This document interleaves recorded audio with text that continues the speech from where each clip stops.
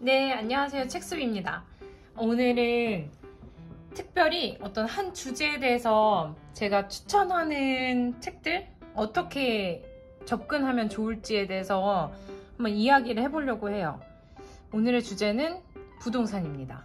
우리나라의 부동산에 대한 어떤 거시적 이해를 돕기 위한 책들이 어떤 게 있을지, 물론 이것보다 훨씬 많아요. 근데 제가 너무 많이 소개를 시켜드리면 이것도 충분히 많긴 하지만요, 약간 뭐부터 읽어야 되지? 라는 생각이 좀 들 것 같아서 추려봤습니다.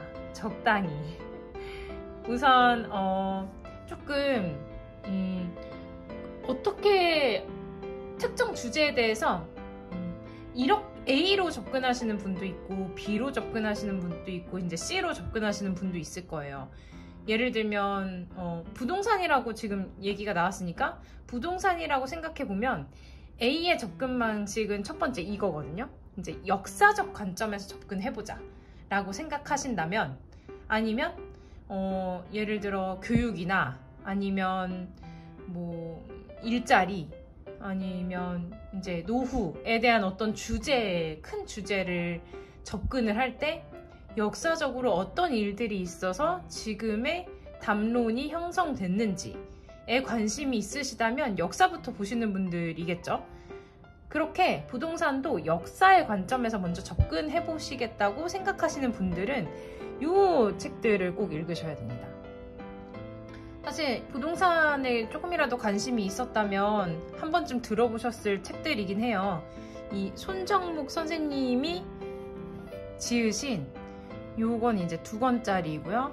여기 서울 도시계획 이야기는 5권짜리입니다. 둘 다 뭐 장단점이 있어요. 이 1, 2권짜리를 읽으시면 조금 더 압축적으로 느껴지실 수 있는데 이 5권이 조금 더 정석에 가깝거든요. 물론 양이 너무 많아요. 그래서 잠깐 살펴보면 가장 가까운 우리 5권이 지금 현재와 가장 가깝거든요. 역사적으로. 그러니까 88 올림픽과 서울 도시 계획. 물론 이 마지막은 이제 남산에 대한 훼손 부분에서 다시 이제 제 모습 찾기로 이제 5권에서는 끝이 나는데, 물론 완전 현대까지는 안 돼요. 왜냐하면은 이분이 있었던 어떤 격동의 50년 정도만 해당되는 내용이라서. 그래서 이 1권부터 차례대로 읽으시면 어디부터가 시작이냐면 한국 전쟁과 서울의 피해부터가 시작입니다. 그 다음에 어떻게 서울을 복구하기 시작했는지에 대한 내용부터 88 올림픽 이후까지가 주요된 내용이에요. 그래서 이렇게 5권을 읽으시면 지금의 서울이 왜 이 정도의 모습을 갖추고 있는지에 대해서 이해하시기 너무 좋으실 거예요. 근데 5권이 너무 많다 라고 하시면 이 1, 2권으로 조금 압축적으로 한번 읽어보셔도 괜찮을 것 같아요. 이 1권 같은 경우에는 요 간략하게 어떤 식으로 이제 유명한 이제 불도저 시장 이런 것도 보이죠? 이걸로 보시면 됩니다. 그래서 거시적 접근을 역사적으로 하셔도 되고, 이 중에서도 또 이제 역사적 접근이 있죠. 여기 제목만 봐도 조금 이 책 뭐지? 라는 생각이 어떻게 읽지? 경성의 아파트입니다. 옛날에 썼던 방식 그대로 제목으로 가지고 왔는데요. 요 집이라는 출판사에서 발행한 책들을 제가 좀 많이 가지고 있긴 해요. 그리고 이 책들 시리즈가 내용이 굉장히 탄탄하고 좋습니다. 그래서 이 경성의 아파트는 근대에 아파트를 만들게 된 부동산 주제에 빼놓을 수 없는 아파트의 역사적 관점을 한번 재미있게 이렇게 해서 아파트가 생겨났고 그 자리가 계속 아파트가 우리 주거 문화의 대부분을 차지하게 된 배경이구나 라는 거를 재미있게 보시려면 이 책도 굉장히 추천해 드립니다. 그래서 경성의 아파트, 그 다음으로는 이제 같은 집 출판사 시리즈 집의 시대. 그러니까 이건 또 한국 부동산뿐만이 아니고 이 집합주택, 우리가 근대화에 접어들면서 근대로 접어들면서 도시가 굉장히 발달하게 되잖아요. 그렇다면 도시에 몰려든 사람들을 어떻게 주거 환경을 제공했는지에 대한 내용들을 여러 나라 관점에서 쓰고 있습니다. 그래서 20세기의 주거 문화에 대한 부분, 어떤 곳들은 아파트를 지었다가 실패하기도 하고 우리나라의 아파트 문화가 이렇게까지 성장한 배경에는 무엇이 있을까, 그런 것들을 조금 알 수 있어요.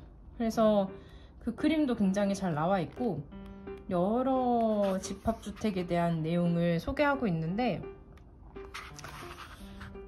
다른 나라와 비교하면서 내가 갔다 온 곳 아니면 가고 싶은 곳들을 한번 찾아보시려면 이 책으로 한번 시작해 보셔도 괜찮겠다.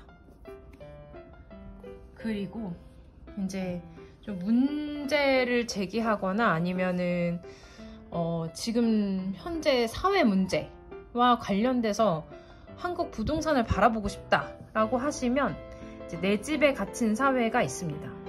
이제 생존과 투기 사이에서, 제가 이 책들 소개시켜드리는 책들은 다 제가 되게 좋아하는 책들이긴 해요. 한국인은 살기 위해 집을 사지 않는다, 살아남기 위해 집을 산다 라는 조금 마음이 아픈 부제를 가지고 이제 이 책을 시작하는데, 내용은 사실 여기 이거 보이시나요? 내용이 근데 꽤나 어렵습니다. 그래서 내 집에 갇힌 사회는 처음 시작하시기에는 조금 버거우실 수 있어요. 왜냐하면 전문 용어도 너무 많이 나오고 아무래도 읽다가 계속 찾아봐야 되는 것들이 굉장히 많거든요. 그래서 이 책은 좀 진지하게 매번 참고용으로 같이 보고 싶다라고 하시는 분들께는 굉장히 추천을 드리는데, 되게 가볍게 시작하시고 싶은 분들은 이 책은 아니고 이 책으로 넘어가시는 게 좋을 것 같아요. 다음 책은 아파트 게임입니다. 이게 아파트만 들으면 요즘에 계속 유행하는 노래가 떠오르지 않아요? 그래서 물론 이 아파트 게임 그 게임은 아닙니다. 예전에 쓰여졌던 책인데, 물론 이제 아파트의 내용만 담은 건 아니에요. 이 책은 그들이 중산층이 될 수 있었던 이유, 역사적인 어떤 배경, 대한민국 중산층이라는 어떤 단어로 접근해서 부동산을 바라봐 보시고 싶다면 약간 사회 인류학적 관점? 그런 느낌이 조금 더 강하거든요, 이 책은. 그래서 너도 나도 앞다퉈 게임에 뛰어들 수밖에 없던 그런 사회적인 배경과 개인이 만나게 되면서 이것은 게임이 되었다라는 느낌의 책이에요. 목차를 이건 한번 보시면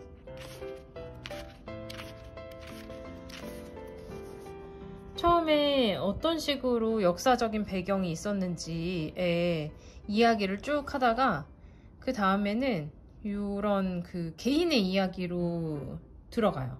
그 시대의 신세대, 그리고 지상의 방 한 칸에 사는 어떤 사람들에 대한 이야기.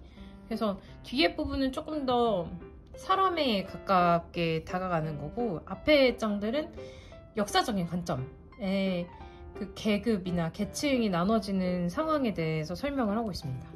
요거는 아까 말씀드린 내 집에 갇힌 사회보다는 조금 더 쉬워요. 그래서 이걸로 한번 읽어보셔도 될 것 같습니다. 그리고 마지막으로 제가 엄청 추천하는 책, 메트로폴리스 서울의 탄생. 이 책은 물론 뭐 쉽다고 설명드릴 순 없지만 다양하게 정치 지리학적 관점에서 서울의 역사를 기록하고 있어요. 일제시대부터 신자유주의 시기까지 공간을 통치해온 다양한 전략들은 어떻게 서울 사람들의 삶을 만들어 왔나.